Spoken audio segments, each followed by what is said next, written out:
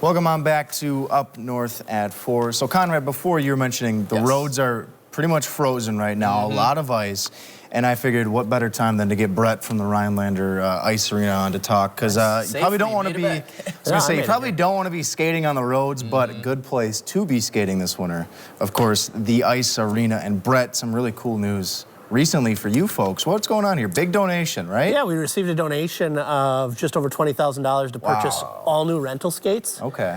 Which get used at our open skating sessions. Okay. So who donated this money? Is it just the community, or is there specific people? Nope, it was Dr. Bob and Sue Aylesworth who donated. Longtime supporters of the Rhinelander Ice Arena. About 35 years they've been helping with the rink. So That's incredible. $20,000 to get all new skates. This is a huge donation, obviously, and because the open skating events are a pretty big deal for you guys, right? Yep. We generally have open skate every Saturday night from 5 to 7, but we also have this week, as you saw on our Facebook page, we have open skate every day, noon to 2. They get really busy over the holidays, and a lot of travelers come through, a lot of people visiting family who maybe don't have skates. So it's really great to be able to provide them with some really nice high-end rental skates. We used to have most of our rental skates before were donated, so they were older. And you get like the sort of the hand-me-downs, which is great. Exactly. Don't get me wrong, it's great, but yeah, they kind of get beat up, I would assume. No, this is a nice set with a full rack to keep them sorted. Perfect. And very nice. Big upgrade. So you mentioned 35 years. Is that how long you guys been around? Or? We've been around, the Ice Arena itself has been around since the late 1980s. The Rhinelander Ice Association, which is the nonprofit that runs the Ice Arena, has been around since about 1980. So that's kind of when hockey and figure skating became organized, at least for youth in Rhinelander. There's some stuff before that, some high school teams and some adult teams, but youth hockey and figure skating kind of evolved around 1980 in Rhinelander. Totally. And because, like hockey is just one of those sports too where I feel like if you don't get into it when you're young, you're kind of beyond the 8 ball, because you got to learn a whole new mode of transportation to get around, learn how to skate. And so I would assume these open skating events are big for that. Is that sort of fair to say? Just getting people introduced to the sport of hockey, figure skating, whatever That's exactly right. We definitely want, want more people coming to those at a young age, at any age. But at a younger age, it's great. They get definitely introduced to the sport. We have some walkers that can help them around to start with. And we also offer, of course, skating lessons with Learn to Skate and whatever, but it's great to be able to get out there stress-free, kind of. So that open skate will do that for them, Totally. And you guys are indoors, so the weather doesn't really affect you guys. Right, it's cold in the rink, but it's not as cold as it is outside, and there's no wind chill. Exactly, and the temperatures going above freezing are not going to be affecting you guys, so that's a good sign for you. So you guys have hockey players that play out there, right? Correct? If people want to go out there for fun, maybe with family members or someone visiting, how can they contact you guys to maybe find out if there's any openings or any time periods for them to do that? The best way to do it is check out RhinelanderIce.com or our Facebook page, which is Rhinelander Ice Arena. Perfect.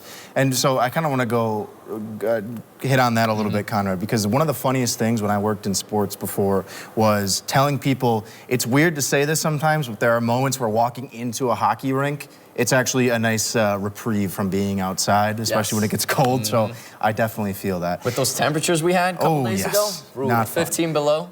And so, Brett, speaking, though, of learning hockey, a few weeks ago, a couple months ago, actually, my co-host Jeff and I went out to a tryout with the Wisconsin Wendigo.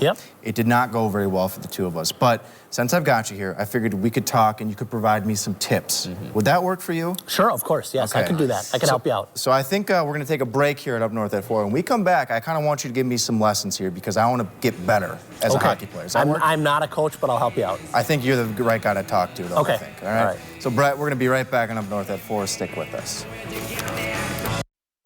And welcome on back to Up North at 4. We're sitting down with Brett from the Rhinelander Ice Association. And Brett, we were just talking during the break here. You've probably seen hundreds, if not thousands of kids come out at open skating events, just kind of getting to the ice for the first time, learning how to either ice skate, play hockey, figure skate, whatever it may be. And now, hand up, I'm gonna come clean here. I have zero background playing hockey. Love watching it. It's a great sport to watch, but just never really learned how to skate, and I learned that the hard way when I went out to try out for the Wisconsin Wendigo team a couple of months back. And so now my nephews are getting into the sport, and they've been talking a lot of smack recently, right? They're thinking, we can take Uncle Nate. Listen here, the oldest one is only 9. I feel like I got to put them in their place, right? That's what I got to do as an uncle. Like, you know how this works, right? So I got some clips here, and we can kind of work through, Brett. I know you said you're not a coach, but come on, you've seen enough skating, yeah. right? You Oh, should yeah, know. yeah. Got a couple of clips here from my tryout. I want Okay, you to kind of tell me where I can be better here. Okay, all great. right? So all right, let's watch them. this first one here was just me attempting to skate. That's me on the left there. Not off to a great start. Okay. But you know, knees bent, good good base. Good starting point, right? Yeah, you're definitely using your back a little too much. So you were bent over a little. So yeah, you said your knees were bent, but then you got to kind of sit back, be in a ready position, just a little bit. Okay. It wasn't bad though. So this is another clip. Again, I'm on the left here. This one, I started veering off course pretty badly towards the boards, which is not ideal when you're learning how to skate. What do you think I did wrong there? Well, I think you're... Besides everything. Well, I think your center of gravity was a little off. You were probably trying to just catch yourself because you didn't have great balance. It's hard. I mean, blades are thin. It's not like you're not on a lot of material. It's real thin. As I say, and once you actually watch people who can skate, it's hard to like imagine that a lot of people started in the same spot that I did, right? With the flips and all that crazy. They might have started when they were like 4 or 5, though, not exactly, 25. Not 25 years old, so I'm kind of behind the 8 ball there. All right, this next one, though, we actually tried out at some hockey skills ourselves with the Wendigo. I thought maybe I could do like a Pavel Datsuk, you know, become the shootout ace for the Wendigo, and as you can kind of see from the clips here, not really my expertise here. For starters, I cannot really keep the puck on the blade of my stick. Well, you lifted the puck. That was pretty good. The shot, not bad. Right. I tried to bury the rebound, but again, you think this comes back to it's got to be a better skater here? A little bit. Were your eyes up or were they on the puck? Probably too much on the puck. Yeah, you got to keep your eyes up because then the goalie's not going to know. You know? All right. Yeah. So again, skating's not good. The puck handling, not great. Shooting sounds like... Shot was good. Shot was good. I love to hear that. That was a good shot. I do want to end with this clip here, though. This is me trying to play some defense here. Because again, I'm not a good skater, but I figured, hey, if I can just get in front of a few guys, I'm maybe like a human traffic cone, but you know, maybe slow them down. Not much going there for me. Well, here's the deal with defense. You usually skate backwards. Yeah, that's true. That didn't look like backwards. And I can't really skate forward, so the whole backwards thing is not Might good. be a little rough. So what I'm hearing is that in order to kind of catch up to my nephews, I might just have to stop out at open skate. Yeah, we could get you lots of practice. Oh, yeah. This week, noon to 2, every day. Noon to 2? Interesting. And new skates as well? Oh, yeah. So, all right. So, well, Brett, we appreciate you coming by and maybe turning me into a hockey player before I even know it.